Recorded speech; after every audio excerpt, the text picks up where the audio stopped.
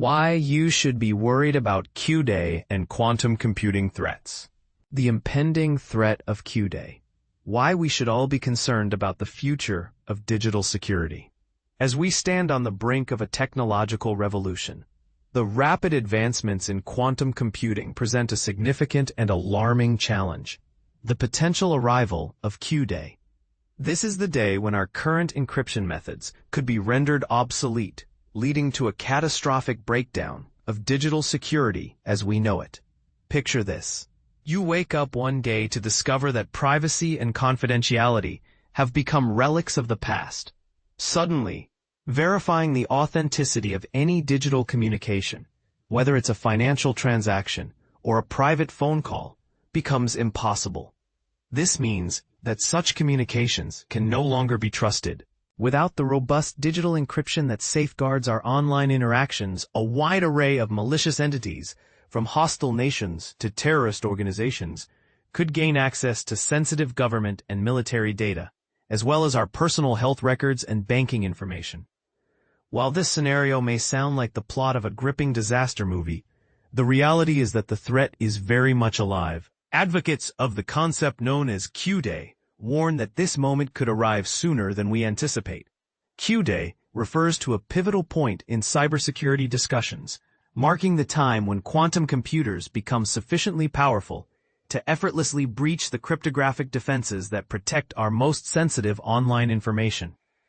Although this concept remains largely theoretical at present, it is taken very seriously by governments, corporations, and cybersecurity experts alike. So just how concerned should we be?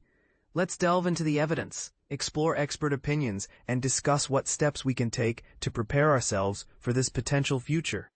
What makes Q-Day so alarming?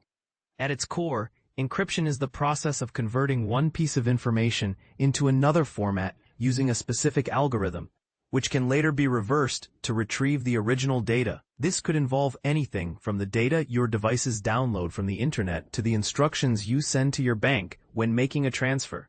Encryption relies on a key, a code that only authorized individuals possess. If an unauthorized person can guess this key or deduce it through mathematical analysis of the differences between encrypted and decrypted data, they can successfully break the encryption. Currently, this task is virtually impossible for classical non-quantum computers, which would require an impractically long time, on the order of trillions of years, to solve such complex mathematical problems. However, in 1994, mathematician Peter Shor demonstrated that a sufficiently powerful quantum computer could potentially crack these encryptions in mere seconds. At that time, this idea seemed like pure science fiction, but today, quantum computers are a tangible reality, and their capabilities are growing rapidly. The implications of Q-Day extend far beyond individual privacy. They carry significant geopolitical weight.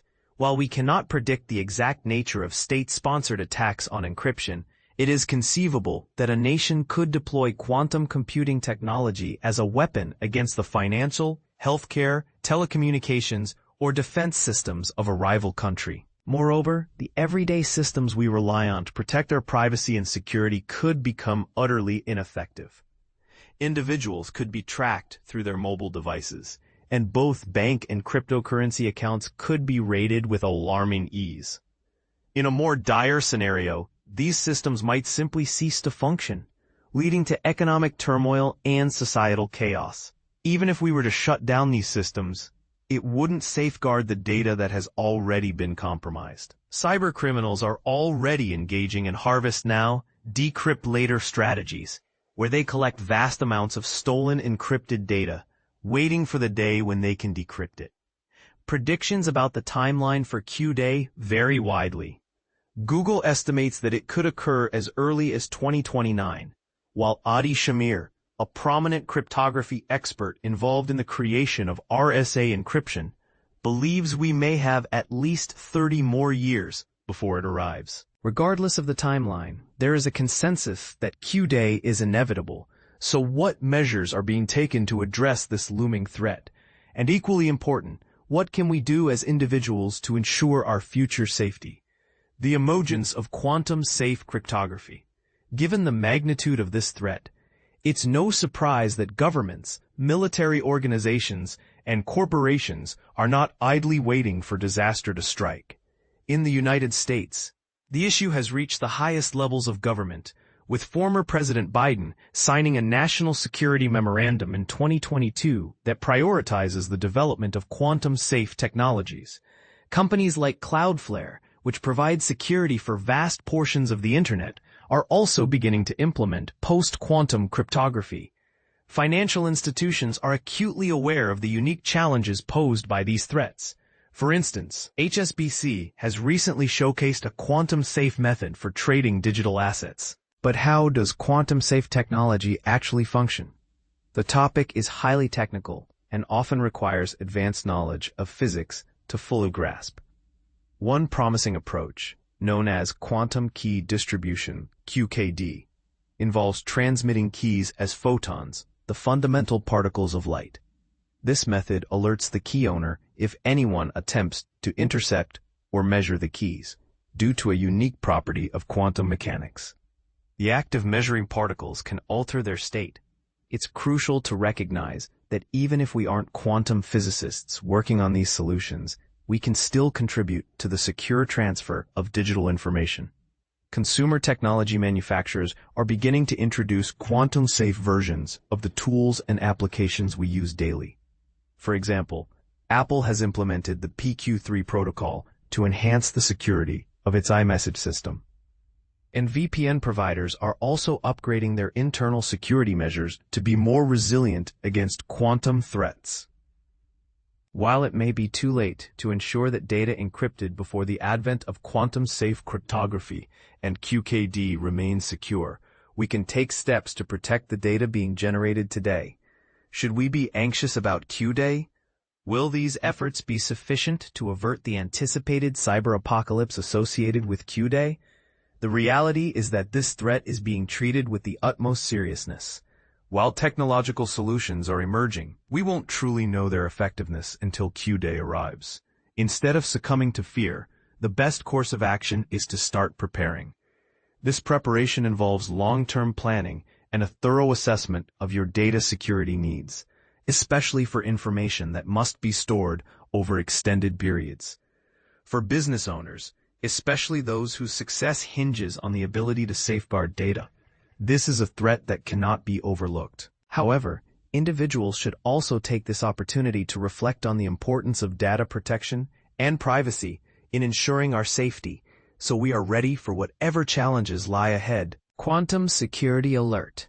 Learn from Y2K to prevent cyber catastrophe. Imagine a digital catastrophe worse than Y2K.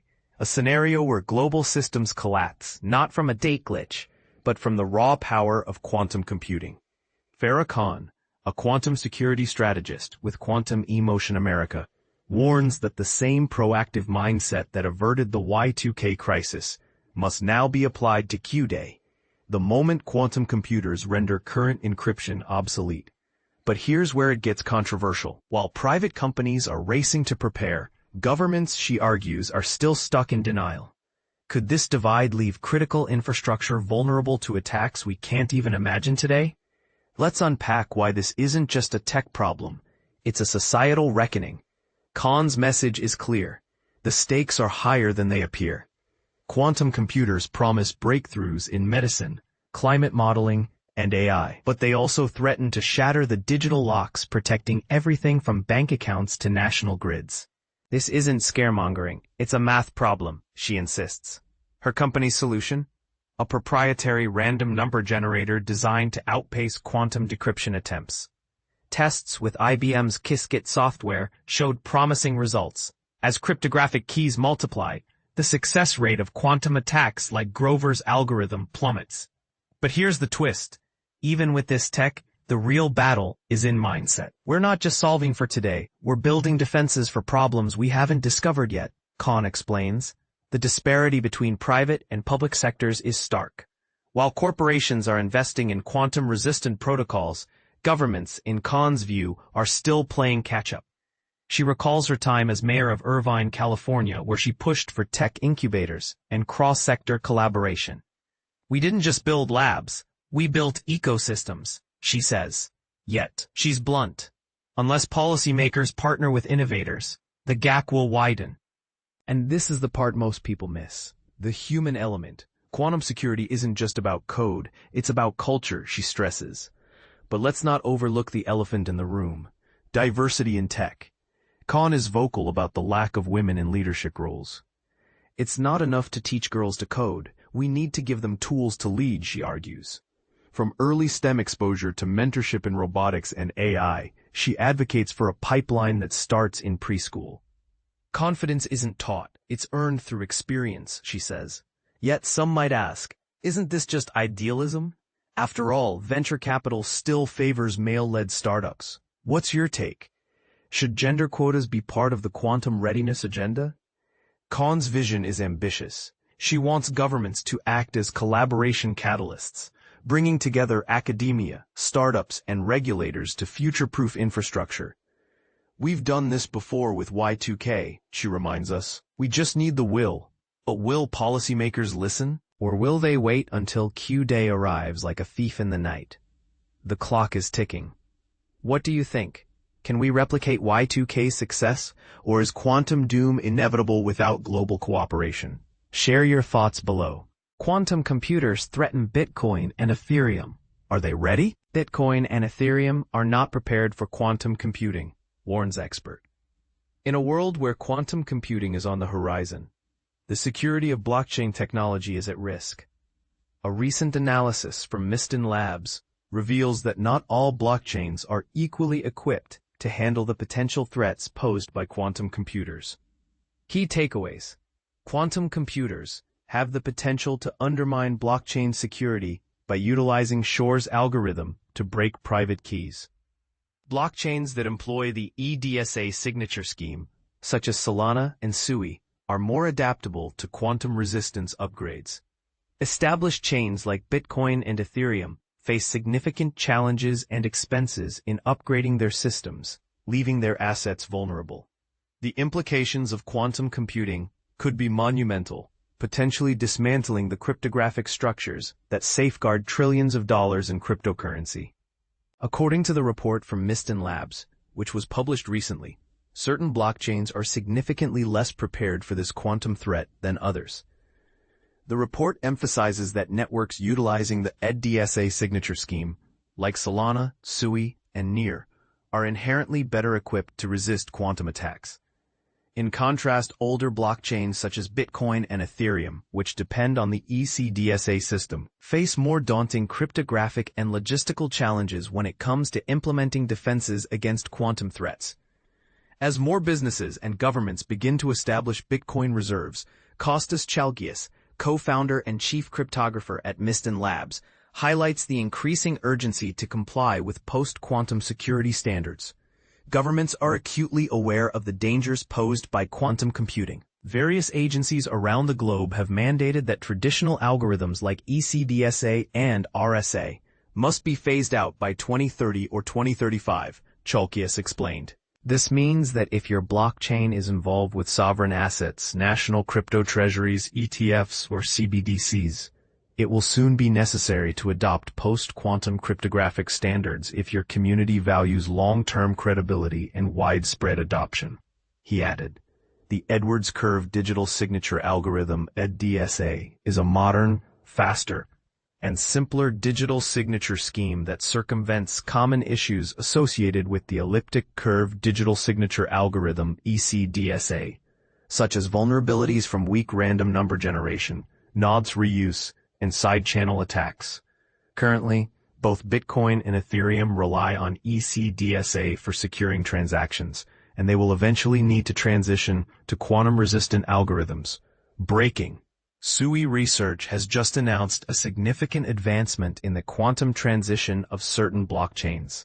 Unfortunately, this breakthrough applies to Sui, Solana, Near, Cosmos, and other EDSA-based chains, but not to Bitcoin and Ethereum. Chalkias cautioned that quantum computing represents a fundamental threat to cryptography, warning that as quantum computers become more powerful, they could dismantle the cryptographic assumptions that underpin most existing blockchains. The danger arises from the ability of quantum machines to solve intricate problems using Shor's algorithm, which can efficiently factor large numbers. This capability could enable attackers to reverse engineer private keys from public blockchain data. Chalkius noted that even possessing the private keys may not be sufficient in a post-quantum landscape. Even if someone retains their Bitcoin or Ethereum private key, they might not be able to produce a post-quantum secure proof of ownership. This issue hinges on how that key was initially generated and how much of its related data has been exposed over time, he stated. While quantum computers are not yet powerful enough to execute these attacks, San Jose State University computer science professor Ahmed Banafa emphasizes that the time to prepare is now. To adopt this new method, Bitcoin will need to undergo a hard fork, Banafa explained. This entails changing wallet addresses, migrating funds, and navigating all the complexities that accompany such a transition. Banafa acknowledged that the chances of this hard fork occurring are slim, referencing the ongoing debate within the Ethereum community regarding whether to roll back the blockchain after a hack that resulted in the creation of Ethereum Classic in 2015. It's reminiscent of the Ethereum split into Ethereum and Ethereum Classic, he noted. We could witness a similar division in Bitcoin, with some individuals advocating for a different approach and resisting proposed upgrades. Another challenge highlighted by Banafa is the vast number of Bitcoin and Ethereum wallets that have been created since the inception of these blockchains. The real hurdle will be implementation. If users fail to upgrade or secure their accounts, they could jeopardize the network, he warned. And if they lose funds as a result, they may attempt to blame the network. According to Miston Labs, had Bitcoin adopted EDSA from the outset, even wallets belonging to Satoshi Nakamoto could have been made quantum safe. However, Banafa pointed out that hindsight plays a significant role in this discussion. When Bitcoin launched in 2009, quantum computing was not a consideration. Back in 2019, many believed SHA-256 was robust enough. It would take years to crack, he recalled. No one anticipated that quantum computing would evolve to its current level of power. What do you think? Are Bitcoin and Ethereum truly at risk, or is this concern overblown?